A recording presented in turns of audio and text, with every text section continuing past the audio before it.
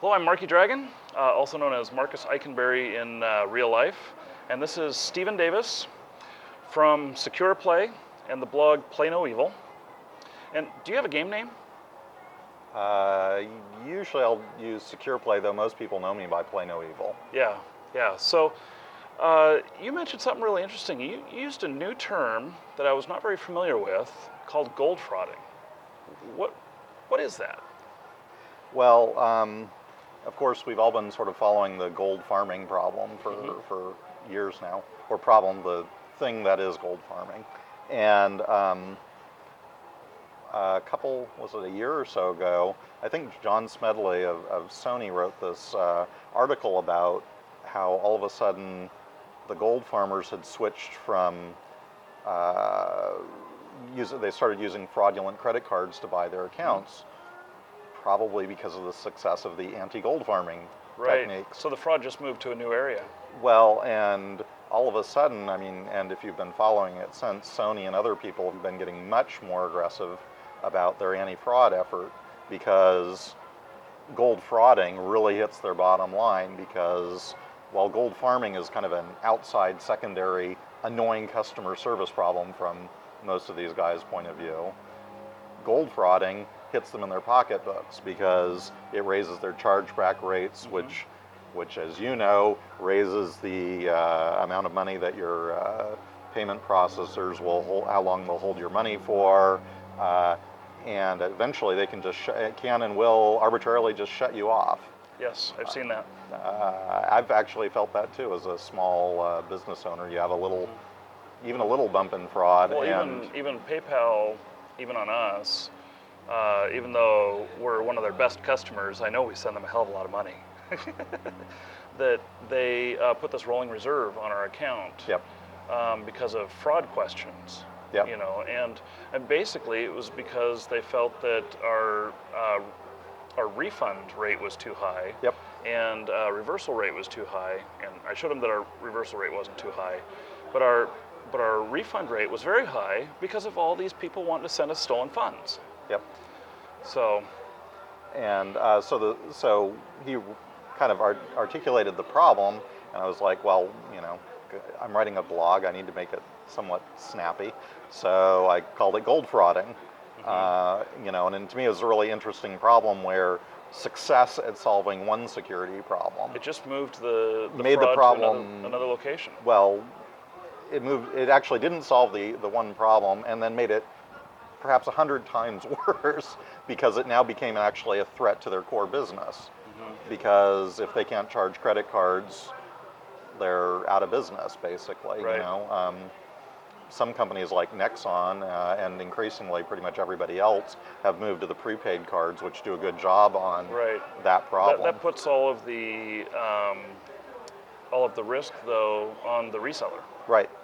And which I look at that market of all those cards and everything, I look at it as a temporary market, because the games where they're taking a lot of fraud, where they've been traditionally taking a lot of fraud in the game, and then with them accepting payments directly, now they move to these cards. Yep. And the places that are selling them are eventually going to drop them because they're losing too much money. Well, I don't know if Target has got real fraud problems with. I'd be interesting to hear, but I but don't know if they do or not either. But the big thing, and again, as someone in payments, and I think as a consumer, you have no idea how the payment processing system works. It's absolutely none. As a consumer, you think, I can tattoo my credit card number to my forehead because I've only got $50 in liability. But if you're a merchant, life is a different story. You take all the risk, and I don't know if you guys know this or not, but as a merchant, so if your credit card gets compromised, you then turn it into the credit card company, and they take that off your bill.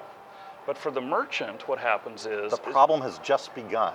Yes, the money comes off of your balance, and so not only did you got to go through all this hassle, but then the merchant loses the money, and the burden of proof is on the merchant. Yes. To prove somehow that they, as opposed to you're not innocent till you're proven guilty. You're guilty to proven innocent, and the judge kind of has a vested interest in you being proven guilty. Yeah, and see, the whole issue here is that it's so easy to steal credit cards. Yep. And They're just very run worth them what I through. think the numbers I saw, stolen credit cards only worth $1.25. Yeah. But a World of Warcraft account is worth like $10 Right, on the fraud right. market now. Right, it's worth much more. It's kind of funny. Because there's no risk to getting caught. Yeah. But the most frustrating part is, as someone who's been on the merchant side, is and someone who looks at it as a security problem, is that the people in the middle don't take any risk.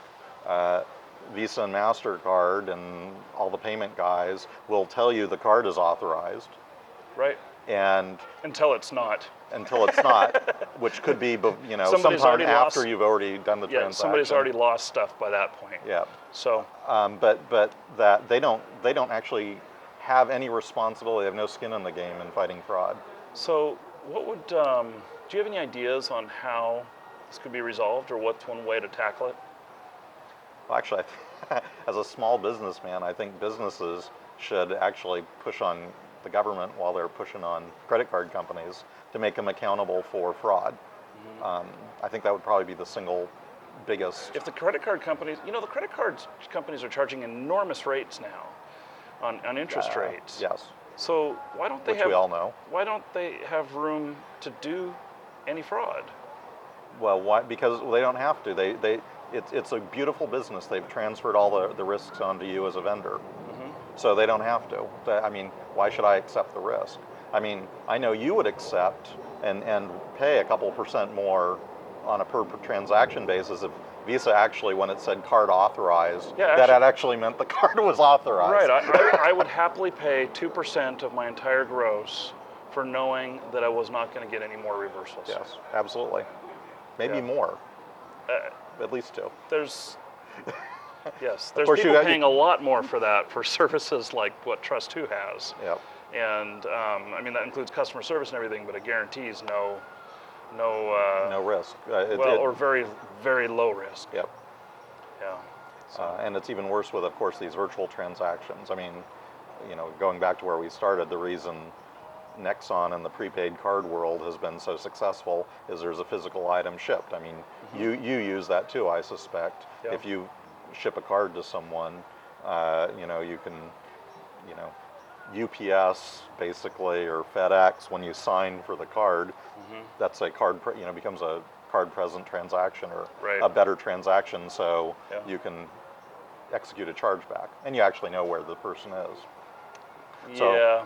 I used to joke there is no e-commerce. I mean, there's FedEx and UPS defines Right. with a hard signature that I get a notice of is what e-commerce actually is. So this gold frauding is a really interesting area. I think it's gold farming used to be the big thing. Gold frauding is now kind of what it is, and it's all stolen credit cards and PayPal accounts and other payment methods.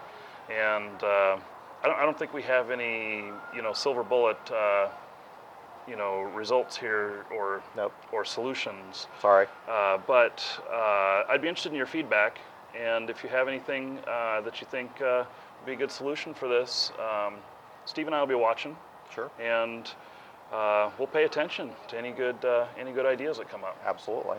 So, okay, Steve, thank you Thank very you. much.